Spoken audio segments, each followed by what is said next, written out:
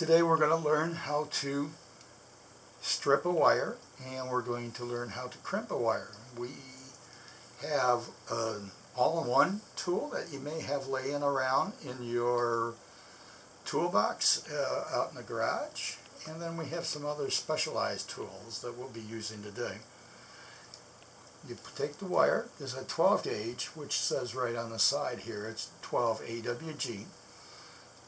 Take it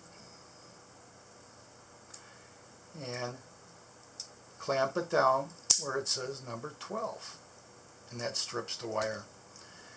Then we take the wire, we pull real tight upward and give a twist.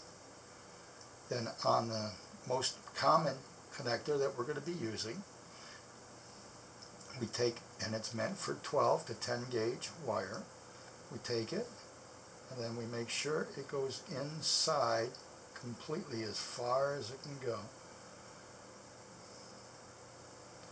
And since this is a yellow, we can match it up with the yellow on the crimper, and the crimper is going to go ahead and we're going to place it inside. We're going to give it one big good nice crimp, and then I like to go just down below a little bit and give it a second good crimp. Make sure that it's in there really good and it's nice and tight.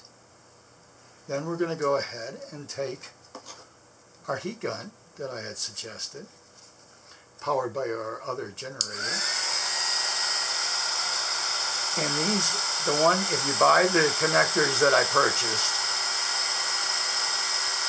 these will go ahead and heat up and seal the wrapping